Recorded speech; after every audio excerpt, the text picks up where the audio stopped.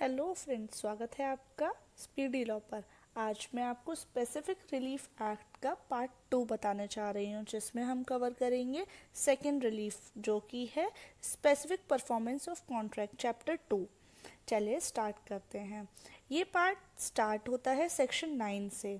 Specific performance of contract section 9 क्या कहता है? Defences respecting suit for relief based on contract. एक चीज़ समझते हैं कि हम स्पेसिफिक परफॉर्मेंस ऑफ कॉन्ट्रैक्ट के लिए कोई भी वाद या सूट प्लेंटिफ तो ला सकता है, ठीक है, बट डिफेंडेंट पे क्या राइट होंगे? सेक्शन 9 डिफेंडेंट के राइट की बात करता है। ये बोलता है जो भी सारे राइट कॉन्ट्रैक्ट में डिफेंडेंट के पास होते हैं, वही सारे राइट यहाँ पर भी अवेलेबल होंगे। ये क्या कहता है, पढ़ते हैं। Except as otherwise provided herein, where any relief is claimed under this chapter in respect of a contract, the person against whom the relief is claimed may plead by way of defense any ground which is available to him under any law relating to contracts। जो सारे defences contract में available होते हैं हमारे पास, for example free consent, coercion, undue influence, fraud, ये सारे defences defendant ले सकता है। जैसे कोई भी अगर प्लेंटिफ सूट लाता है कि उसे स्पेसिफिक परफॉर्मेंस ऑफ कॉन्ट्रैक्ट कराना है किसी के अगेंस्ट, तो यहाँ पर डिफेंडेंट बोल सकता है कि नहीं, ये कॉन्ट्रैक्ट मैंने इसके साथ नहीं किया, ये इसने मेरे से अनड्यू इन्फ्लुएंस के अंदर करवाया है, इसने मेरे से ज़बरदस्ती करवाया है, कोअर्जन के अंदर करवाया है, तो ये डिफेंडेंट प्ली ले सकता है।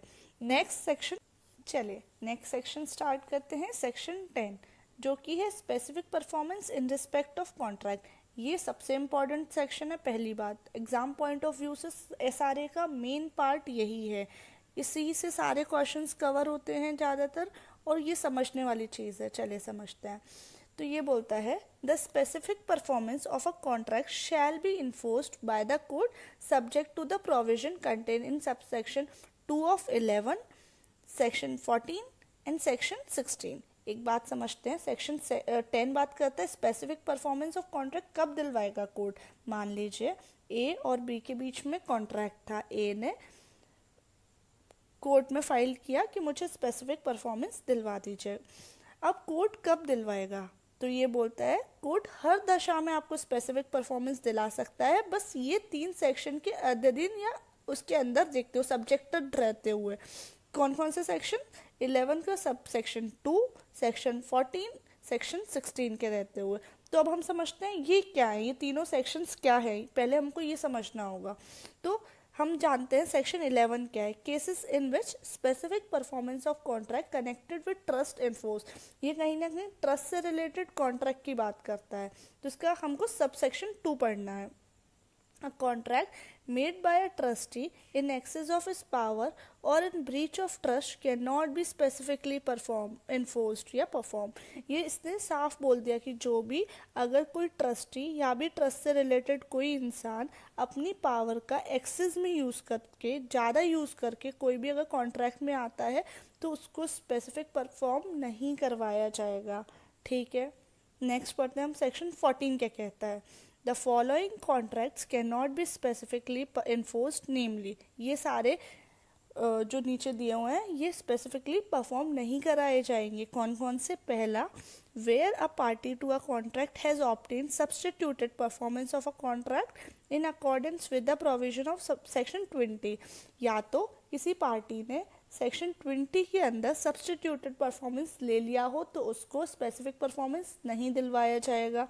दूसरा, a contract the performance of which involves the performance of a continuous duty which the court cannot supervise।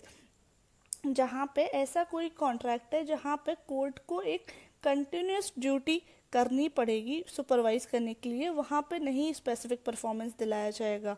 Third है a contract which is so dependent on the person's qualification of the party that the court cannot enforce specific performance of its material terms।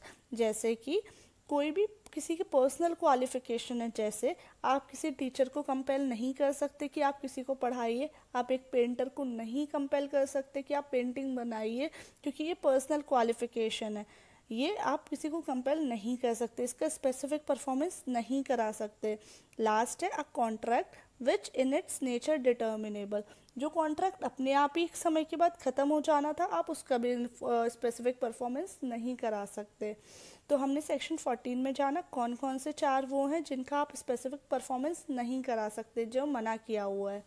अब देखते हैं section 16, persons to relief. कौन कौन से लोग ऐसे हैं जिनके अगेंस्ट हम स्पेसिफिक परफॉर्मेंस नहीं दिलवाएंगे।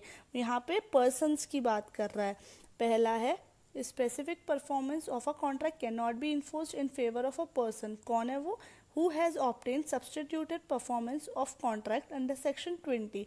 जिस इंसान ने सेक्शन 20 के अंदर सब्सटीट्यूटेड परफॉर्मेंस पहले ही ले लिया है, उसको हम स्पेसिफिक परफॉर्मेंस नहीं दिलाएंगे। ऑब्वियसली एक बात समझते हैं, डबल पावर हो जाएगी। अगर हम एक किसी भी चीज़ के बदले कुछ भी सब्सटीट्यूटेड परफॉर्मेंस ले चुके हैं, हम सेटिस्फाई हो चुके हैं, तो फिर आप स्पेसिफिक परफॉर्मेंस की डिमांड नहीं कर सकते। सेकंड है who has become incapable of performing or violated any essential terms of the contract that on the part remains to be performed and act in fraud of the contract or willfully act at variance. जो इंसान खुद specific performance मांग रहा है, उसी ने कुछ फेरफार कर दी कॉन्ट्रैक्ट में, या उसका फ्रॉड कर दिया, या वेरियंस कर दिया, या कोई इसेंशियल टर्म उसने वॉयलेट कर दिया, उसके अगेंस्ट हम नहीं दिलाएंगे। या who fails to prove that he has performed his part और willing to perform the essential terms of the contract which are to be perform by him other than terms of the performance of which has been prevented or waived by the defendant। वो जो performance मांग रहा है, specific performance मांग रहा है, वो ये खुद ही फेल हो जाता है प्रूव करने में कि वो अपना काम कर चुका है कॉन्ट्रैक्ट में। मान लीजिए ए और बी के बीच में कुछ कॉन्ट्रैक्ट था, ए को पेंट देना था और बी को उसकी पुताई करनी थी किसी भी वॉल की। अब ए ने ही अपना पार्ट नहीं किया, उसने पेंट ही अवेलेबल नहीं कराया बी को, और ये वो प्रूफ करने में भी फेल हो जाता है। तो यहाँ पे उसको हम स्पेसिफिक परफॉर्मेंस नहीं दिलाएंगे क्योंकि वो अपना पार्ट ही प्रूव नहीं कर पाया, या उसने कुछ फ्रॉड किया। इसके 4 कीवर्ड्स निकाल सकते हैं हम सबसेक्शन बी के। पहला इनकेपेबल, दूसरा वॉयलेट, तीसरा फ्रॉड या हार्म टू कॉन्ट्रैक्ट। नेक्स्ट है एक्सप्लेनेशन, क्या कहता है? For the purpose of clause C where a contract involves the payment of money, it is not essential for the plaintiff to actually tender the defendant or to deposit in court any money except when so directed by the court। अगर कभी money की बात होती है तो ये ज़रूरी नहीं है कि आप एक्चुअली मतलब विलिंगनेस शो करने के लिए आप कोर्ट में डिपॉजिट करें ही पैसा, ये ज़रूरी नहीं है। आप अदर मीन्स से भी अपनी बात प्रूफ कर सकते हैं। सेकेंड है the plaintiff must our performance और रेडीनेस और विलिंगनेस टू परफॉर्म। हमेशा जो मांग रहा है स्पेसिफिक परफॉर्मेंस, उसको अपना पार्ट प्रूफ करना होगा कि वो हमेशा अपना पार्ट ऑफ कॉन्ट्रैक्ट पूरा करने के लिए तैयार है और प्रूफ करने के लिए भी तैयार होना चाहिए वो। नेक्स्ट हम समझते हैं सेक्शन 20 क्या होता है। अभी हमने सेक्शन 14 और सेक्शन 16 में ये समझा कि जिसने सब्सटीट्यूटेड परफॉर्मेंस ले लिया हो उसको हम स्पेसिफिक परफॉर्मेंस नहीं दिलवाएंगे। तो सेक्शन 20 सब्सटीट्यूटेड परफॉर्मेंस की बात करता है। ये सेक्शन 2018 अमेंडमेंट से बहुत ज़्यादा चेंज किया गया है। अभी ये क्या कहता है?